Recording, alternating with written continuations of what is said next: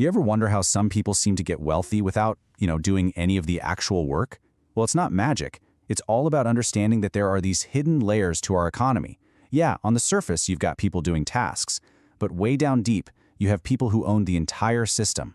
And that's the absolute key right there. These layers are pretty much invisible to most people, but they dictate how wealth and power really move. So today, we're going to make those layers visible. By the end of this, you are going to have a totally new framework for seeing how value is created and, more importantly, captured. So, this is it. This is the ladder we're going to climb together today. We're starting at the very bottom, where most of us begin our journey, and we're going to work our way all the way to the top, where ownership gets abstract, super powerful, and almost completely unseen. Let's start at the foundation, shall we? All right, level 1. This is where pretty much everyone gets their start. I want you to imagine the smell of fresh bread baking.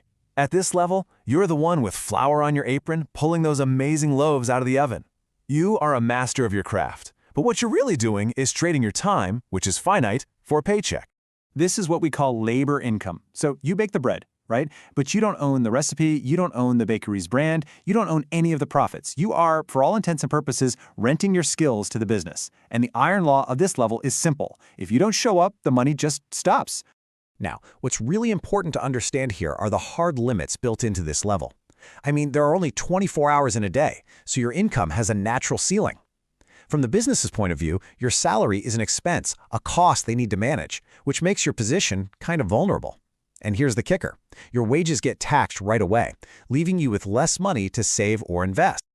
Okay, let's climb up to level 2. And listen, this is a huge leap. You're no longer just the baker, now you own the entire bakery. You're not just doing the work anymore, you own the machine that does the work. And this right here perfectly shows the massive shift in how you get paid. As a worker, you get your wage first. It's predictable. But as the owner, you pay everyone else first. Your bakers, your suppliers, the rent, you get whatever's left over.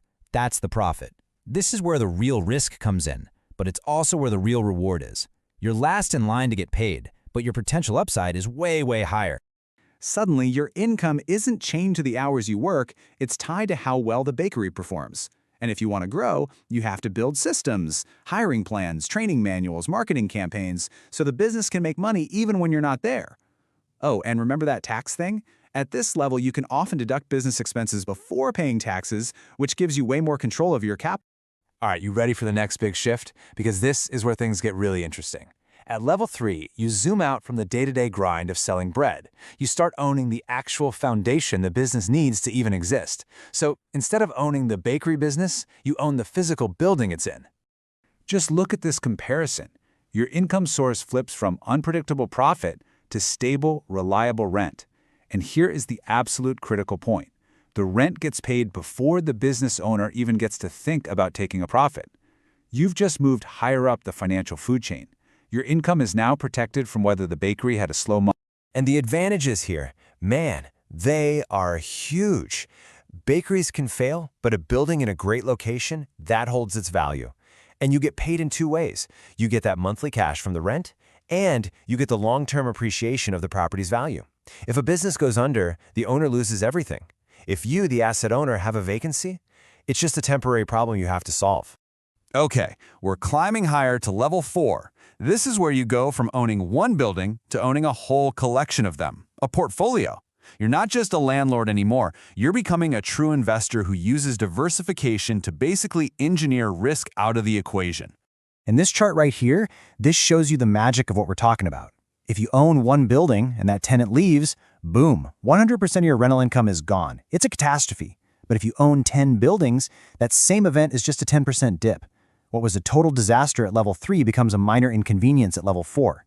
Your whole relationship with risk just changed. And your job, your role, it changes completely. You're no longer the person getting calls about a leaky faucet. Nope, you're a strategist now, looking at spreadsheets. Your whole world is about vacancy rates, market trends, and growth strategy. Ownership becomes this abstract game of numbers, and because your risk is so much lower, banks are way more willing to lend you money, which just fuels more growth.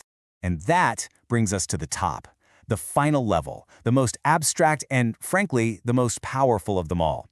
Level 5 is where you stop owning the assets directly. Instead, you own the very structures, the funds, the corporations that own the portfolios. You own the owners. To really get this, let's just trace it all the way back. So at the very bottom, you've got someone running the bakery, right?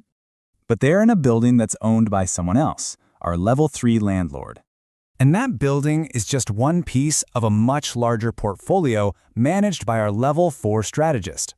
But that whole portfolio, that whole collection of assets is actually held inside a separate company, like a big real estate fund. And there it is, right at the very top. You own the fund itself. Your job isn't picking properties, it's deciding where to allocate huge amounts of capital. You hire the strategists who build the portfolios that buy the buildings.